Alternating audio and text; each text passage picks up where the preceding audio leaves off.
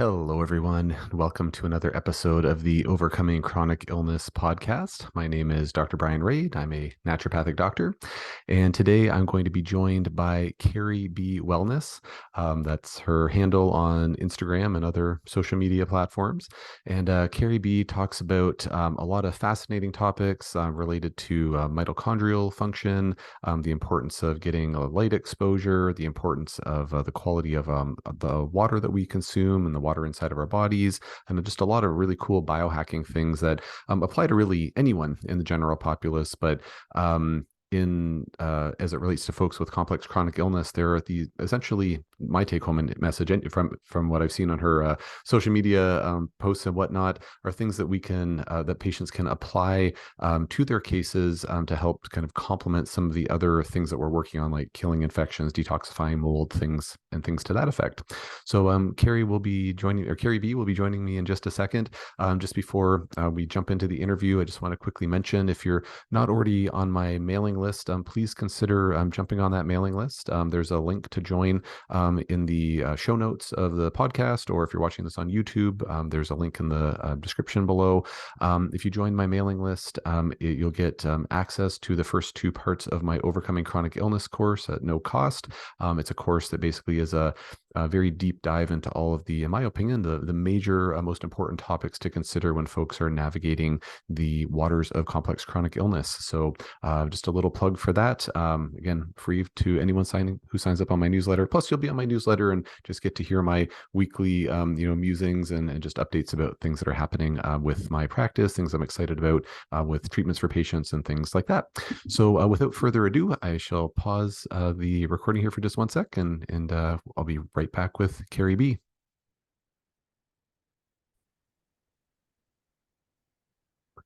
All right, everyone. So I'm joined now by Carrie Bennett, also known as Carrie B Wellness. So thank you so much for joining me today, Carrie. And would you mind just giving the listeners a little overview of who you are and what you're all about with your clinical offerings? Oh, thanks, Brian. I'm excited to chat with you today. Sure. So my clinical offerings have actually varied substantially, kind of as I've evolved in what I think my clients really benefit from, right?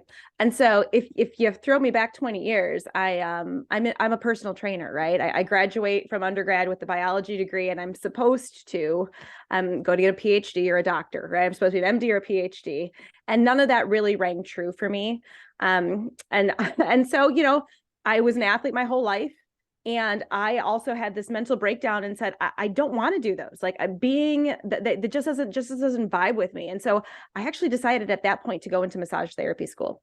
And I had the coolest parents. They were so supportive, but it was basically like, yeah, get a job, put yourself through massage therapy school. Let's see where it goes.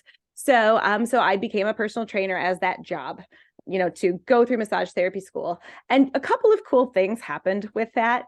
Number one, I opened a little studio. I started really working with clients one-on-one in personal training only, which was super cool because it was my passion at the time. And I got to view the body from a completely different perspective than I did in undergrad, more of an Eastern philosophy of acupressure points and how energy flows and how we can get stuck and stagnant through the massage therapy program.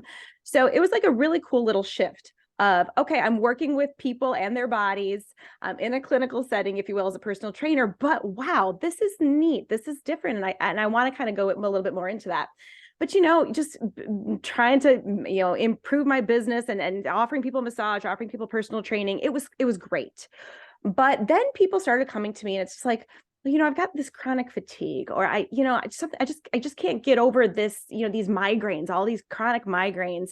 And I was like, wait a second, you mean there's more to this than like exercise and massage? And then I given my own health journey, I call it an opportunity, where after the birth of my first child, Luke, I all of a sudden developed debilitating fatigue, horrible stomach pains, you name it. It was just the symptoms of what people told me. Oh, you're a new mom. That's what it's supposed to feel like. You're supposed to be tired all the time, feel bloated, have no energy, inflamed. And I was just like, I don't buy into it.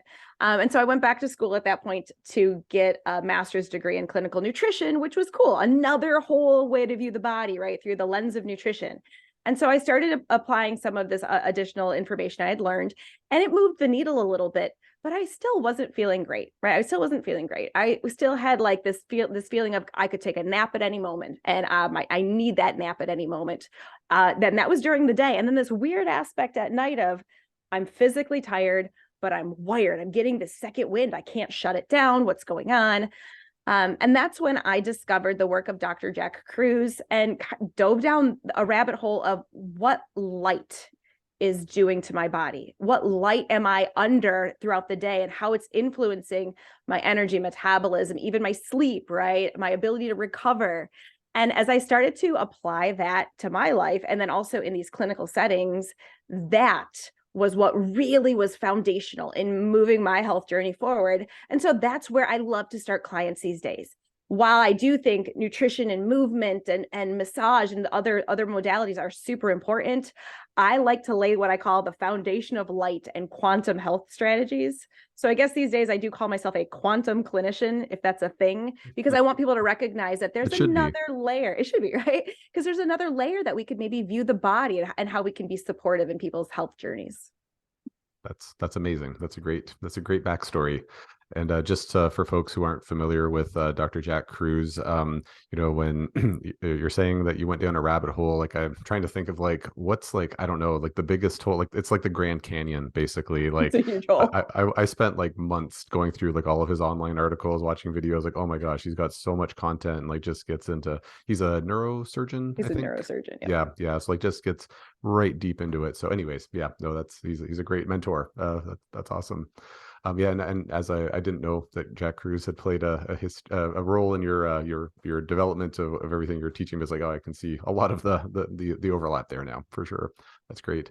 Well, I'd really like to talk about how these types of concepts apply to folks with complex chronic illness. But kind of before we get into that, if we could maybe talk about a little bit more foundational stuff. So on your, I was looking at your website and I see your kind of official website's kind of under development. So you sort of have this link tree on your Instagram, which has all of your course offerings and things like that. And so I thought maybe a good framework to kind of just make sure that we kind of get listeners up to speed on some of the foundational elements of what types of things you talk about is just kind of talking about sort of the general framework of or some of the general elements of your Quantum Foundations course. So you have this Quantum Foundations, light, water, electrons, and mitochondrial healing course, which the outline for it looks awesome, covers a lot of ground, which is great. And so I'm wondering if we can just, again, I can ask you a few questions around each of those kind of major topics. So the first question is, what would be, say, the biggest 1 to 3 takeaways from the light part of your course? Which I'm sure there's probably dozens of takeaways, but what would be sort of one of the one or two or three of the biggest takeaways? Sure. Yeah, light is really key for us to start off with, and that's why I lay it first in this course, because we are beings that respond to light signaling in a lot of different ways. Light, I think this word is much more common now than it was 10 years ago, but our circadian rhythm, right? That human beings have a circadian rhythm. And in fact, every living creature on this planet has a circadian rhythm. And what that means foundationally is that we've been tuned into light cycles. We know that every 24 hours, there's a certain period of light and a certain period of darkness.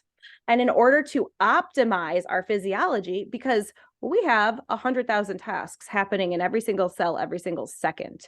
And so in order to coordinate this really complex being that I am, we've cued into certain signals. So it would make no sense for me to be running programs that my body would want to do like deep tissue repair, which would happen at sleep, right? That'd be wasteful. Likewise, it'd be really silly for me to have my digestion running all like digestive juices being produced all night long when I probably am not going to be consuming any food. And so if the human body has been studied to recognize that we do have these circadian tasks that happen on a daily basis, but it cues into light and the colors of light that are coming to me from my environment. And so I really like to lay the foundation that whatever location I'm in, the sun is going to start to lighten the sky. And as it does it starts to brighten and intensify and layer on different colors, just as we would see light split through a prism or through a rainbow. And so what we're never really taught is that those colors, the ratios, the intensities, the colors that come to us very predictably all day long. And so it's this change in this layering of colors that, number one, starts with what I would call my circadian rhythm. It starts my body recognizing it's daytime. Carrie's no longer in deep tissue repair mode. She's no longer encoding memories. She's awake. She's in day mode. And then based on the colors that get layered, kind of different programs get kicked off, right? Get activated. And so that morning sunlight is really key. I tell people, in order to kind of tell your body that it's daytime, you have to get outside around sunrise. Get that sunrise light into your eyes, because that kicks off your circadian clock. So the light that's there has this beautiful blend of red and blue and infrared. And those colors actually communicate through your eyes to a clock in your brain called your suprachiasmatic nucleus. And that clock will literally coordinate every cell in your body, because every cell in our body has clock genes that are based on specific timing mechanisms. So they need to know the time of day in order to, let's say, make this protein versus not make that protein. And so we kind of start that mechanism off with sunrise light. So that's a key thing that I like people to look at, is making sure you're getting some morning light to be able to start your circadian day. But then if you look at it from the other perspective, we also have to then, after sunset, when certain light frequencies that would have kept us awake and alert, specifically blue light frequencies, when those go away from our environment, we have to make sure that we potentially artificially also keep the blue light from entering our eyes and communicating that it's still daytime, so we can go into that repair mode at night. So, really getting to understand that we optimize different functions for daytime versus nighttime, and that we have to keep those signals strong based on the light that we allow into our eyes or we don't allow into our eyes at night, so that we can actually run the programs we're designed to run. That's great. A couple of follow-up questions to that, if you don't mind. Sure. So as I certainly, I know in your social media posts, you talk about this a lot because it's super important. I've heard some other very smart people also talk about this quite a lot. I just feel like I get hit over the head time and time again of like, oh yeah, like make sure you do your early morning like light gazing, stay away from that artificial light. Thankfully I have a wife who's a very, very big fan of yours, by the way. It's like, oh, I'm interviewing Carrie B, and she's like, oh my gosh, like, anyways, she was very excited. So you got a big fan here in Nova Scotia, Yay. and my wife. But one of the things that I haven't really heard a whole lot of discussion about, maybe delve into this in your course, but say a person's, they have a busy schedule like many people do. What would be kind of the minimum amount of time that someone might want to, be gazing, getting some natural light into their eyes, say as early in the morning as possible? At that sunrise light, what's really cool is you just have to get the stimulus to kind of kickstart the clock or kickstart the day. Mm-hmm. And once you do that for maybe 3 to 5 minutes, so it's not a long time, Mm-hmm. you just basically say, okay, it's morning, we're kicking off these processes. And then the hypothalamus kicks in and does what it does. It talks to the pituitary gland, it communicates to the adrenals, the ovaries, the thyroid, and you get a whole, you just have to kind of kickstart that cascade on a consistent basis. And so it's not a lot of time. It's just doing it consistently. Great. So a person could drink their morning coffee while doing that, or do some stretches, or, try to multitask it if they are in a rush, and hopefully brush their teeth on their back porch, whatever it is. Exactly. And, Okay. like right now in Michigan, the timing is such that for me, it's right after school drop off. So, I try to mitigate, headlights and stuff as much as possible. And then sometimes I'm literally in a parking lot and I'm just staring through the sunroof or through open windows, trying to catch those light signals. So it doesn't have to look like this perfect, 3-hour morning routine for it to be effective. Mm-hmm. Great. And then just another follow-up question on this. So again, lots of folks out there, not lots, but a number of folks out there talking about the importance of this. I haven't really heard anybody talk about whether it's important or not to kind of get a little spot check of natural light through the day. Like I like the way it's great the way you explained it, how like just as the sun's rising in the horizon and all of that, and sending different blends of light rays into onto us. I don't know, any thoughts, or do you know about like, oh, should you do this like every 2 hours if you could, just to get like, okay, now I have 10 a.m. light and noon light and 2 p.m. light, or Sure. is that asking a little too much? Or No, it's a great question. And yeah, like, so here's what I've found clinically to be the most effective, right? It's in the morning is really when we have to almost front load our little light breaks. And then I have what I kind of call a circadian dead zone. And I guarantee you, we're going to find out in the next 30 years that there's important things happening there, right? But just from a clinical perspective, I find that sunrise time is really key. And then when UVA light starts to appear in your location, and that varies time of year based on where we are on the planet. And there's an app called Circadian app that will tell you in your location. So I've got clients download that app and I have them in that UVA window. I have them get another little hit of light. If it's 5 minutes, great. If they can take a phone call outside and it's 20 minutes, even better. And so if they can catch that UVA light, that's really special, because what that UVA light does is what I call it neurotransmitter magic. It starts to take these amino acids that are kind of still amino acids that make us feel a little bit calmer and groggier, and it converts them into feel-good chemicals in the brain. So for example, we got a lot of these amino acids in the backs of our eyes, and they're called aromatic amino acids. They kind of pool in our eyes and they're swimming through that blood. And what they're looking to do is the aromatic, because they take a funny little ring shape, or a really cool ring shape. And I don't think people, I never made this connection, Brian, studying anything in undergrad or grad school. I never made the connection that these are just molecules full of electrons that are waiting to be excited by light. So something that's important to understand is that light excites electrons and gives them almost like a burst of energy to then become something else, to kind of continue down this biochemical pathway.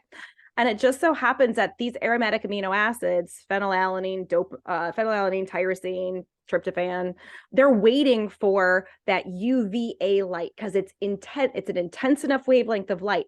So once those amino acids get that UVA hit of light, then they can become, for example, tyrosine can become dopamine. Tryptophan can become serotonin. Phenylalanine can become noradrenaline or norepinephrine. Like all of these neurochemicals that actually make us feel good and curious and motivated and focused throughout our day.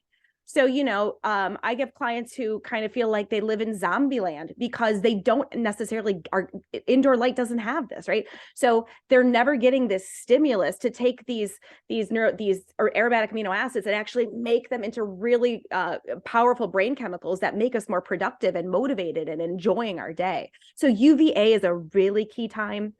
I also say if you have UVB and you can make vitamin D, that's another 5 to 15 minute hit of time outside, because then if you can make some vitamin D through your skin, not only are you making the vitamin D that we test in blood, or there's sometimes 2 metabolites we test in blood, you're actually making about 50 to 100 metabolites that we don't realize are really just as equally as important as the vitamin D, the 25 or the 125 itself. So yeah, those are key times. And so I tell people, if you can kind of take those little breaks and then say from after you do that morning vitamin D, if you really need to sit down and do stuff indoors, you got about 3 hours there. Like, go ahead, get inside. And then, it's also kind of nice and soothing to get outside in the evening to acknowledge that the day is waning, stuff is shutting down. And that's when we would also ultimately, at darkness, block that artificial light so that we can allow our body to get into that regeneration mode. But anytime we go outside, we're literally syncing right up because the colors are different. So we're getting the timing mechanism really on point and synced up anytime we can get outside. That's awesome. Yeah, I'm going to download that circadian app later today. So that's awesome. I did not know most of that. So thank you for that. That's great. Sure. And I'm sure, a lot of folks listening, either personally or have heard other folks say like, yeah, I'm taking my vitamin D all winter, but like, man, when it comes, like, especially those that we were talking before we started recording, how we've been, you being in Michigan, I'm in Nova Scotia, we've had pretty dark winter so far, shorter days, all that. Folks will say like, when that sunlight comes out, I just feel so much better. And it's like, yeah, probably because there's not 50 metabolites in that vitamin D bottle. It's just your plain old vitamin D. That's it. So exactly. Yeah, no, that's a great tip. Just out of curiosity, kind of on topic but off topic, are you familiar with photodynamic therapy? Sure. Yeah, sure. Yeah. So just reminded me a lot of that when you're talking about the aromatic amino acid activation, where it's like, yeah, just this beautiful, like, just give us some more electrons and the form of light, and it activates these molecules.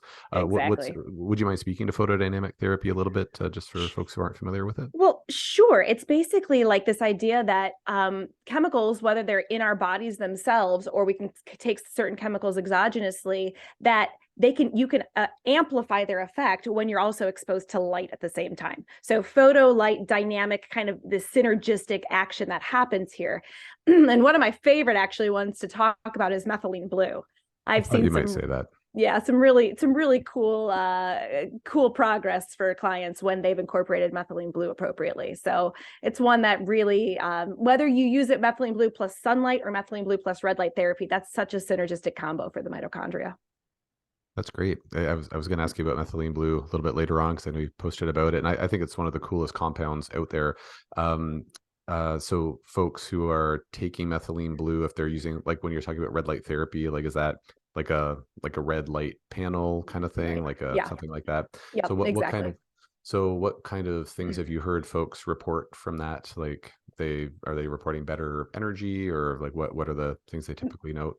Typically they will note, excuse me, better energy, mental clarity, and also sometimes a reduction in pain, right? Because if you can get those mitochondria to make more energy in a tissue, then you're going to start to see pain resolve itself, inflammation resolve itself. So those are the main things that I see. Yeah, that's great. Well, moving on to the next topic in your Quantum Foundations course. So would you mind giving the listeners a quick overview of what easy water is? My favorite topic of all time. So easy water stands for exclusion zone water, which was a term popularized by researcher Dr. Gerald Pollack, who wrote The Fourth Phase of Water. And so if you think about that title, you're like, fourth phase of water? I was only taught that water exists as a solid, a liquid, and a gas. And so what we have to recognize is that the water inside of our bodies, actually the majority of it isn't like a liquid like we would see swirling around in a glass. Yes, we've got liquid water in our blood. Yes, we've got liquid water in our lymphatic system. But the majority of the water that's found inside of our cells and just around our cells in the extracellular space is actually structured and organized into a consistency that's more of like a jello or a jelly like consistency. And so it's a fourth phase. It's kind of between a solid and a liquid. And so we call it a liquid crystalline state. And we say liquid crystalline state because if ever you were to look at, let's say you were to look at a diamond under a microscope, a molecular microscope, right? And you would see that all of the atoms are very much ordered and arranged. They're arranged in these really set patterns, repeating patterns. So that's the same thing that happens with water. Actually, if it's in water in a glass, H2O, it kind of sloshes around. Like, so this H2O molecule that's bonded to itself is going to all of a sudden kind of interact with this H2O molecule that's bonded to itself, but they switch partners. Like things like here and then there. It's kind of a random dance that happens. But that water inside of our cells, it organizes the H's and the O's into hexagons, into sheets of hexagons. So picture like a honeycomb look to it. And so it's just a bunch of H's and O's that are organized into these hexagonal, these sheets of hexagons. And this forms next to all biological surfaces, all hydrophilic or water-loving surfaces, which, Brian, you know this, they're everywhere, right? All throughout the cell, it's packed full of these hydrophilic surfaces. And so that means that H2O inside of the body, anytime it comes into contact with these surfaces, it structures itself into this kind of crystalline ordered state that still has some fluid and some flow. So it's a liquid. And as it does that, as it organizes itself into this structured state, if you were to do some chemistry math, you would count the H's and you'd count the O's and you'd be like, wait a second, it's no longer H2O, it's H3O2. And in order for it to form H3O2, it has to kick out a hydrogen. And so then you're like, wait a second, if it's H3O2 and it kicks out a hydrogen is basically just a proton. It's the simplest atom on the periodic table. It kicks out a positively charged hydrogen. Well, that means that instead of being neutral, like water in a glass with no net charge, it's got a negative charge to it. And that hydrogen doesn't just kind of fly away willy-nilly. That hydrogen proton stays right next to this exclusion zone water, this structured liquid crystalline water, stays right next to it. So now you have, next to all biological surfaces, a negatively charged area next to a positively charged area. When you stick electrodes and in microelectrodes into the positively charged area and the negatively charged area, you light a light bulb. So you've got potential energy. The water in our bodies forms a battery of potential energy that helps to unfold proteins for them to do their work. It helps to funnel electrons actually to where they might be needed. For example, into the mitochondria, which we know, which I'm sure we'll talk about at another point here. But yeah, once I realized that water in our bodies, that easy water, forms a battery of potential energy and has a negative charge, because the interior of my cells are meant to have a negative charge. Well, it means that if I'm depleting that negative charge, I've depleted my easy water, I've depleted my potential energy, that battery of energy. And there's things that we can do to support that and build it back up inside of us. That's great. That's the best explanation of easy water I've ever heard. So Thank you. thank you for that. That was great. So take home for folks in case, you got lost at hexagonal shapes, was it very, very well explained, but I feel like if I didn't have hadn't been exposed to this before, I'd be like, oh, I might have got a little bit lost there. Sure. But no, it was great explanation. So please re-listen if that in case you got lost there as a listener. Big take home message is this is super, super, super important. So as we'll hopefully talk about right shortly, if you're open to it, there are certain things you can do to help that easy water be formed, and there are certain things that basically degrade that easy water or interfere with its ability to be formed. So pay attention to that, because this stuff is super, super important, on the deepest cellular level. Just before we kind of maybe start delving into that a little bit more, if you don't mind. So you've described what easy water is very thoroughly. So what's the importance of that easy water? You're talking about energy potential and this and that, which is great. Sure. But could you maybe explain how that would apply to okay, what would we be feeling as individuals if we have good amounts of easy water in our tissues versus low amounts in our cells? Yeah, absolutely. It's fascinating. So one of the things where someone has low easy water is actually tissue stiffness. It's some interesting research to dive into to recognize that in this particular area of research, they call it bound water, pet peeve, right? They call it a different thing depending on who's researching it. But they found that if you got someone who just always feels like they've got, oh, I'm always stiff, I've always got these nagging aches and things like that, their stiffness, that's an indication that you've got low easy water. So tissue stiffness is a common one, but so is just simply feeling puffy or bloated, because easy water is actually a little denser than regular water, quote unquote. And so if you've got a lot of what's called bulk water, typical liquid water, that's where you're going to feel puffy or almost a little bit extra edema and this buildup of bloat. And so that's another key right there, as is just, what's your energy status? Because not only does the easy water contribute directly to your body's energy and need for energy, but mitochondria make water, and mitochondria are also make ATP, another currency that can be used for energy and other things in the body. So if you're fatigued, if you're inflamed, both of those things really, brain fog, that's the mitochondrially dense part of the body, that if those are pretty much key tip-offs to me, that you do not either make enough water in your body, in your mitochondria, or you're depleted of that easy water. Okay. That's great. Thanks. Yeah. And this is just a good time to remind everybody that we're just talking about things for informational purposes. None of this should be construed as medical advice. If you need medical advice, please talk to your healthcare provider to get that advice. So just kind of as a, for myself as a clinician or other clinicians that are listening. So, because fatigue, it's everything causes fatigue, right? So that doesn't narrow it down a whole lot. But I can certainly say from my own clinical experience, while I've had many patients with puffiness or stiffness, that's not as much of a universal symptom, shall we say, as fatigue. So that's really helpful to me as a clinician to kind of narrow that down a bit more. And as we'll talk about coming up shortly, a lot of just healthy lifestyle practices can oftentimes help with encouraging easy water or dissuading, interference with easy water formation. And so lo and behold, it's probably why folks will come in yeah, I'm just feel kind of puffy. And then they make some healthy lifestyle changes oh, I'm not puffy anymore. It's well, it might be all down to that easy water level. It's not suddenly, oh, my kidneys are working so much better or something like that, or my lymphatic system just started working better. It's no, that easy water is probably a big part of it based on what you're saying. Yeah, absolutely. Sort of on that note, is there, could you speak to a link between if there's one that's been established that you're aware of, between having good amounts of like appropriate amounts of easy water and lymphatic system flow or lymph congestion if you don't have enough easy water? It's a great point. I've made some extrapolations simply because we know that exclusion zone water propels flow. And the study that showed that it's in a lab, but in a lab, you can kind of mimic what the inside of vessels have, like the substance that lines blood vessels, for example, or lymphatic vessels. You can kind of mimic that with a substance called Nafion.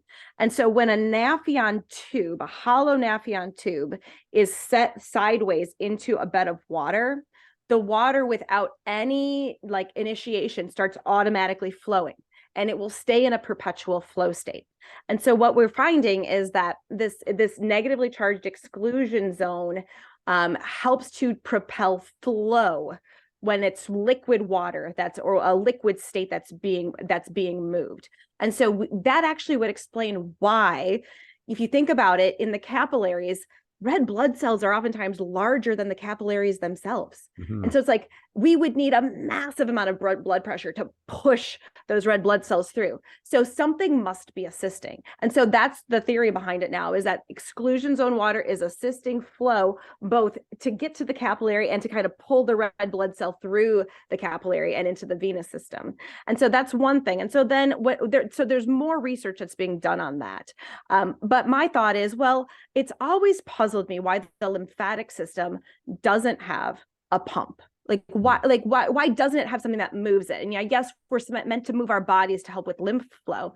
But I'm recognizing that as I help clients reestablish exclusion zone water levels in the body, I feel like their lymphatic drainage picks up massively. And so my thought is that the vessels of the lymphatic system must also work on this flow-based, exclusion zone water flow-based mechanism. So if we build easy water, actually we see improved blood flow. We also I've seen improved lymph flow as well.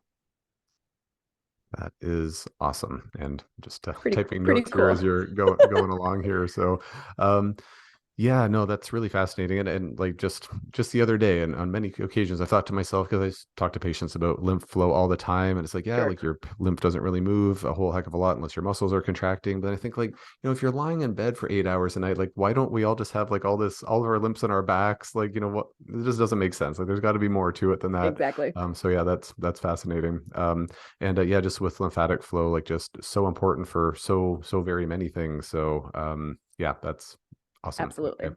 That's great. Well, I guess one question which you maybe already touched on a little bit just when I was going through the outline of your Quanta Foundations course, in the water and electron section, you had the one section that's entitled Connective Tissue Superhighway, which now I have more insight into that, I think, based on what you said about folks feeling stiffness and whatnot. But is there more around, like, could you just maybe explain why there's I could, that yeah, subject there? I've taught entire workshops on this topic because it's so cool, right? It's so cool. So we in all of my studies of anatomy, whenever I was taught to maybe dissect something, it was always, hey, that's like connective tissue or fascia, cut away at that so that we can see the kidney, or cut away at that so we can see like supposedly a more important structure. Mm-hmm. And what I recognize with all of this is that this connective tissue, it's everywhere, top to bottom. And not only does it stay outside of the cells, but it kind of forms more finer and finer matrices or webbing, if you will. So it goes from these big bands of fascia that maybe we can feel on the side of our leg or in our low back, to then at the outside of the cell, it's part of the extracellular matrix. It goes through the cell via something called an integrin or an integral membrane protein or a transmembrane protein. And then inside of the cell, it becomes the cytoskeleton. It can go into the nucleus. It becomes the nuclear matrix. So again, this is an example of, we name it different things at different scales, but it's all the same stuff. And so basically we've got this webbing all throughout our bodies connecting the interior of every single cell and every organelle and every single cell all together. And it's a hydrophilic surface. So it's also surrounded by exclusion zone water. And one of the things that I didn't mention when I talked about exclusion zone water is that it's called exclusion zone because nothing can penetrate into it except electrons, photons, and phonons. So what that basically means is around this entire connective connective tissue network, we have this exclusion zone water that acts as a highway that we can funnel electrons anywhere they're needed if they're depleted. We can funnel light where it's needed, which is the basis for oftentimes that's being paralleled to traditional Chinese medicine and the acupuncture meridians. And then we can also funnel vibrations. So we can it has a vibratory component, so we can distribute another form of wireless communication throughout the body. So this is where I'm looking at the body and I'm asking, okay, do we have enough exclusion zone water so that this highway is complete, right? Do we have a complete highway? And then is the highway intact? Or are we dealing with scars in certain areas, or just adhered fascia, tightened fascia, where, if we have someone who's sitting at a desk all day, right, and we see this kind of kyphotic forward head posture, and we recognize, wait, their connective tissue is actually getting really dense in the back and creating these adhesions because it's trying to pull their head back on top of their shoulders. But as the fascia lays down new tracks, it's not as hydrated. It's kind of disorganized, not as beautifully aligned. And so that's another thing I think of. It's like, wait, we do know that there's a lack of electrical conductivity when the fascia is dehydrated. So that means if my fascia in the back there is lacking exclusion zone water, I've almost got a roadblock where I can't funnel energy and information. I can't funnel electrons and information to specific parts of the body. And so that's what I really go into when I talk about the quantum connective tissue superhighway. It's this ability, this interconnected web where we can send energy and information. I can see why it can be like an entire course just on that topic. Could you define for us / for me, because I have no idea, I've never heard this word before. What is a phonon? Oh, it's sound. It's sound. Oh, okay. Oh, sound waves. Yeah, Oh, cool. yeah, Okay. yeah, I've heard of those, absolutely. but not by that name. Okay. Oh, Sure. very, very cool. Okay. That's awesome. Yeah.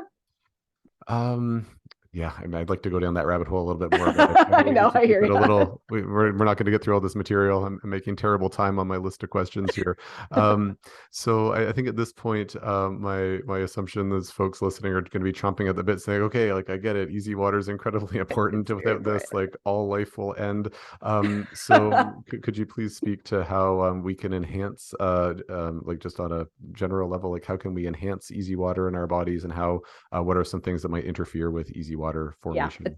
that's obviously what people are wanting to hear right now. But just so you know, I mean, rigor mortis, right? Like zero easy water, Yeah, touche, ultimate tissue stiffness. touche. So what we're thinking here, so what we now know is that this exclusion zone water can kind of charge itself up or expand based on the application of some key wavelengths of light. So as I mentioned before, we can kind of divide light through a prism, and we see different colors. And the fancy way to say that would be kind of each of those colors has a different wavelength range to it. And it just so happens that a specific wavelength range just outside of what our eyes can see, called infrared, is what charges up our exclusion zone water. It'll expand it. So if we're depleted and we apply infrared, and you can use these two words synonymously, light or heat. I'll use them interchangeably, because some of the infrared our body physically perceives as heat, some of it our body doesn't, but it's all light basically we can't see. So this infrared light or infrared heat, when we apply it to areas that are depleted in exclusion zone water, you actually see up to or more than a fourfold expansion. So we charge up that exclusion zone water. And this is really important because these days, living a modern lifestyle, number one, we're indoors most of the time, and we're under artificial light. So being under artificial light, unlike the sun, artificial light has zero infrared, right? We've made our light bulbs very energy efficient for the building, but it's zero infrared to charge up one of our own energy sources inside of us. So while the sun contains, upwards of 40 to 50% infrared, indoors we're not getting it. And then secondarily, window glass, again, to make our indoor living more energy efficient, window glass blocks almost all of the infrared as well. So being indoors, we're very, very infrared deficient. And hence why either I encourage my clients to go outside to get what I call like these easy water recharges, or a lot of times they have to supplement with a sauna, a panel, something like that. But, dealing with, it's a fine line, because dealing with clients who may not be able to truly use a sauna the way they think they should, I have to convince them that it's like, no, you don't have to get in there to where you're going to be in there for 40 minutes and feel like crap for, pardon my language, crap for like the next week, right? Because you've maybe overdone and released some sort of a toxin in a blocked pathway that your body can't clear. You're just going in there for 5 minutes to get the infrared. It soaks right into that water network of your body, and it'll expand that exclusion zone water. So applying infrared can be a really key strategy to expand that battery, that expand that exclusion zone water. And then being aware, and I hate to say this, right, because technology is what's connecting us, but wireless wearable technology, especially wireless radiation, Wi-Fi, Bluetooth, let's put it in simple terms, those have been shown to deplete and really decrease exclusion zone water. So again, a typical indoor environment where we might be right next to our Wi-Fi router all day on a computer with wireless, mouse and keyboard and monitor, and have our cell phone, and maybe I'm wearing wireless headset or a watch. All of those things can really destroy exclusion zone water. So it's kind of like this combination of let's see what we can do to reduce our exposure to those things, plus support infrared for the body. That's great. And maybe just a connection to draw for folks, because, there's some, several sort of health experts out there in the realm of, complex chronic illness who talk about how, you really got to minimize Wi-Fi exposure. And some patients will come to me and say, I shut off my Wi-Fi. I got rid of all my wearable Wi-Fi devices, this, that, and the other thing. I don't have a smart meter anymore, like whatever it is. And I don't really feel any different. Whereas other patients are like, oh my gosh, that made all the difference in the world. And I mean, from my perspective, and please let me know if your perspective on this differs, but I think maybe for some folks, maybe the ones who feel a lot better when they do that, maybe they had just too many other factors that were inhibiting their ability to make easy water. And then it was just the Wi-Fi was the straw that broke the camel's back. Whereas the folks who didn't really feel much different, maybe they still have enough easy water kicking around that they're not really noticing an obvious difference when they shut those things off. So, take home message would be all of us should probably try to minimize those non-native EMFs as much as possible, these like artificial EMFs, but maybe that's why some people feel better without the exposure and some people don't. What are your thoughts on that? Yeah, that's very likely. That's a high possibility. No one's studying that, so it's kind of just basically going on our observations. So I think of it either as what's happening with exclusion zone water or what's happening at the level of the mitochondria themselves. Mm-hmm. Because those non-native EMFs, a different rabbit hole, can kind of change intracellular signaling to make it very chaotic to both inside of the cell and to the mitochondria. And so I think that's another thing too. Some people have more sensitivity to that to kind of form what's called a cell danger response. And some of it depends on is your cell already undergoing things that might be creating a danger response? And then you add these non-native EMFs to it, and it just massively creates even more chaos in the cell. And so it's nuanced with that, I totally agree with you. It kind of depends on where someone is at with their threshold. And sometimes non-native EMFs, because they've maybe cleared an intracellular pathogen, non-native EMFs are enough to really, if you get rid of those, you're allowed to really calm that cell danger response and all of a sudden be like, oh, my body can finally have the energetic capacity to heal. Mm-hmm. Great. Yeah, that's a great point. Yeah, and going down that rabbit hole of what impact do non-native EMFs have on mitochondrial function? It's like, oh man, just you read that alone, it's like, oh, maybe I'll just go live out in the woods, far away from any cell towers. But I tell my clients it's a fine line between knowledge and fear, because mitochondria are responsive to fear as well, so they'll shut down function based on fear. So it's like, okay, I'm aware of this. So now I'm making specific decisions to take off my wearable watch, not use my cell phone on my head, things like that, right? I've got the old school, my kids call it, you got the really old school setup with your workstation with the wired everything. Mm-hmm. But it's like, okay, so with that knowledge, I made some changes, but I'm not fearful of the fact that I'm going to be walking by a cell phone tower on my walk this morning. We have to really balance that out. Absolutely. Yeah. And with some of the things you've talked about today and other things you've talked about on your social media posts and in your course, I'm sure there's things you can do to kind of fight back, if you will. So if you're like, yeah, I'm going to be around EMFs, it's just going to be a fact of life for most of us. Right. But yeah, we can bolster, kind of bulletproof our bodies, so to speak, or EMF proof our bodies, maybe in a sense. Yeah, absolutely. Great. Well, and just for listeners, if you check out Carrie's Instagram profile, are you mostly on Instagram or are you on other Well, platforms too? Instagram is my main social media Yeah. place. So that's Okay. if this is interesting to you, go there because there's like 1,000 posts you can dive into. And then I am now finally launching my new website, carriebwellness.com. So Great. that'll be another place for you to go to if you're Okay. interested in this. And so Perfect. So yeah, I was gonna say, if you go on Carrie's Instagram, like she has several posts, like just in the last, I don't know, month or so, where if you want other ideas for like, oh, how can I enhance my easy water production, or what might be hindering it? Like, there's other things on there too, which I wish we had more time because I'd like to get into that, but no, we're starting to wind down here, and there's a few other broader topics I like to touch on first. So, sure. but thanks for all this so far. It's been great.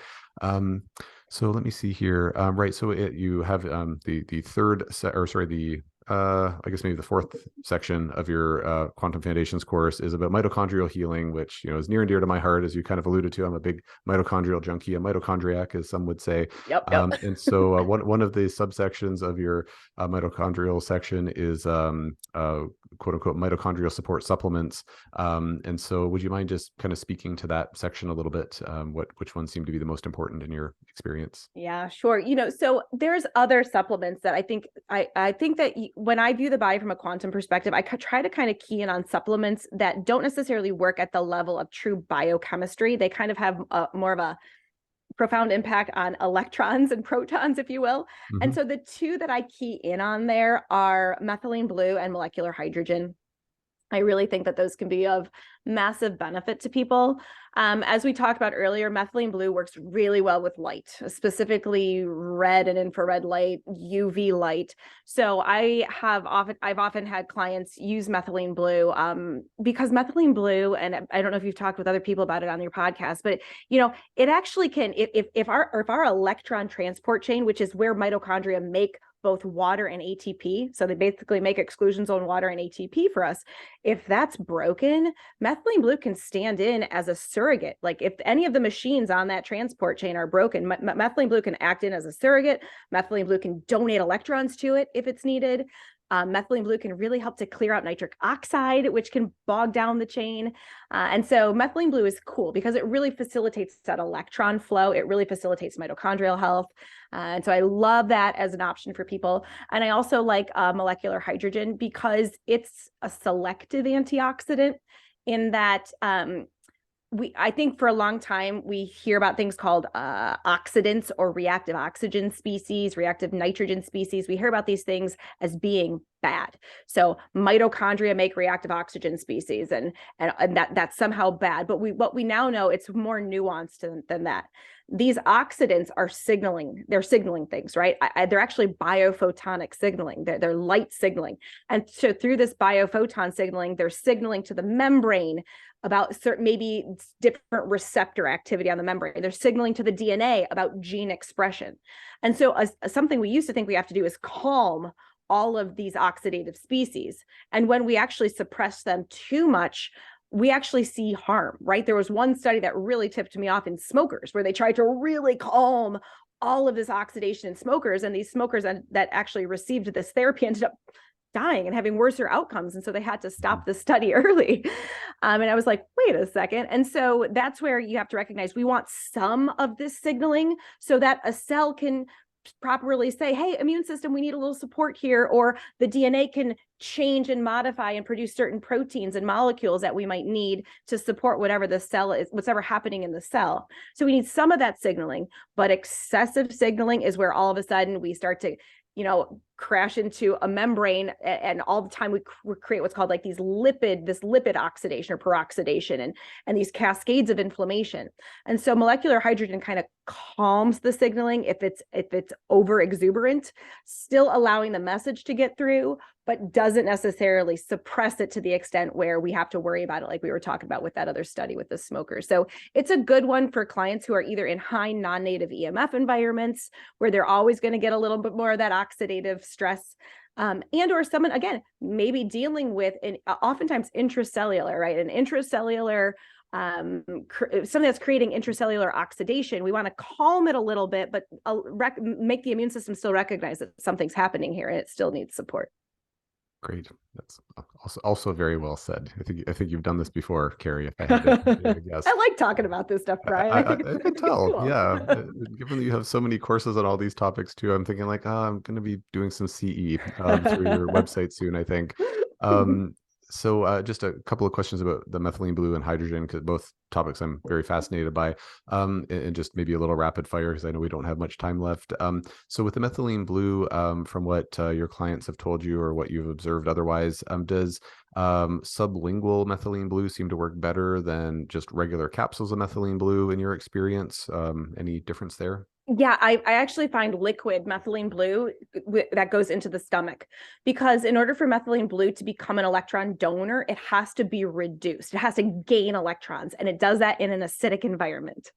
And so the acidic environment of the stomach actually allows it to work a lot better. Hmm. An indication for me that a client has low stomach acid actually is if that methylene blue goes in and it goes right out super dark blue in their urine, Hmm. because it's like their body actually wasn't able to reduce it and then deliver it to where it was needed in the tissues, because we all have some use of methylene blue. Sure. And so that's one. And oftentimes I've actually had other clinicians, not, I haven't done this in my clinic at all, but I've had other clinicians use ascorbic acid or something that actually is an acid to donor, an electron donor, basically to help the methylene blue do its job. Hmm. I find that the level in the mouth, even though people say that it's a better proximity to the brain, I Mhm. find that not to be the case. I don't think that it's beneficial. It might be beneficial for someone maybe not dealing with a complex chronic illness to do Mhm. maybe a sublingual, but for people who are dealing with it and they need a lot of that reduced reduced methylene blue, stomach is the way to go. Okay. Oh, that's fascinating. Sorry, just taking a quick note Yeah, here. yeah, sure. Um, all right. Trying to type with one hand, not very good. That's talent. What's that, sorry? I said that's a talent right there you Yeah, well, yeah, got. still working on that talent. So when you say liquid, because I'm just thinking like liquid methylene blue equals like blue teeth for the rest of your life. So you're talking about like it has to be in a liquid ahead of time, or can it be capsules that open up in the stomach and mix with your stomach juices? I'm sure it can be capsules. I've never played around with capsules. Okay. I vetted one brand called Compass Laboratories USP 1% methylene blue, and that's the one that I recommend to my Okay. clients when we're dealing with this. And the way that I would say the way I typically have them dose it is first thing in the morning, empty stomach, and it's like maybe 2 ounces of water. So Oh, okay. you put in the dose and you down it back, and it's actually way less staining than if it's just has to dissolve, like either under the tongue Oh, or for sure. I in the could cheek, imagine. right? Yeah, That's yeah. Super stainy. Yeah. yeah, super staining. You Yeah. can always tell the methylene blue junkies at the conferences is like their mouths are stained. It's Yeah, yeah, yeah. like I don't know. Anyways, I have mixed feelings about it, but that's good to know.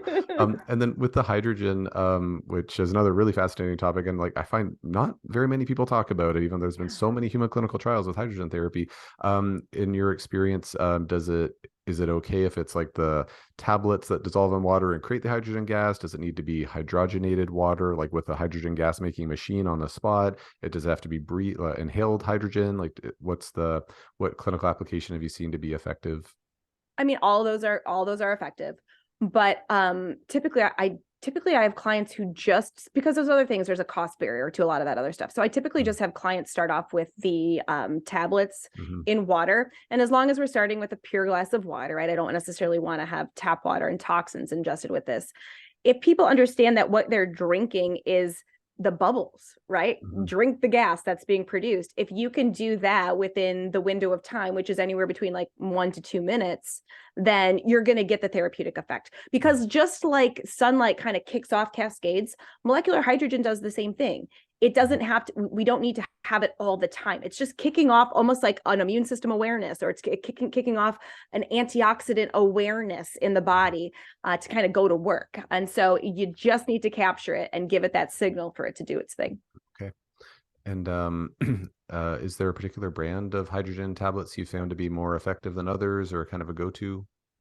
I've actually seen all the brands that I've tried, I've actually seen efficacy. So HRW, hydrogen rich water, is one. Quicksilver Scientific is another. Mercola brand is another. A client just came across another brand that I can't think of that was an Australian brand that actually is working just fine. So yeah, I think now that the technology is understood, and you want to reach a certain threshold of parts per million in a certain amount of time while that gas is bubbling. I think if you can capture that, then you're okay. Okay, great. Well, just with the last minute or so that we have left here, Carrie, and I wish I could pick your brain for twice as long because I still have a whole laundry list of questions here. So just kind of tying all this into complex chronic illness. So, folks dealing with like mold toxicity, chronic Lyme disease, heavy metal accumulation, mast cell activation syndrome, like lots of stuff going on. Sure. A lot of these folks, depending on the clinician they're working with, they might be on like really, really elaborate protocols, treating multiple therapeutic targets at once. Sure. I guess from my point of view as a clinician, the way I kind of think about these types of things we've talked about today is, if we're implementing some of these changes, and thankfully a lot of them are lifestyle changes, a couple of them are supplements we've talked about, but a lot of them are, like things that are free, like going and being exposed to the sun or whatnot, or, trying to minimize EMF exposure. I look at these things as being sort of enhancements to their protocol, that if you're doing these things / avoiding this or that, then it's probably going to help to heal, but help them along the way with their healing journey faster.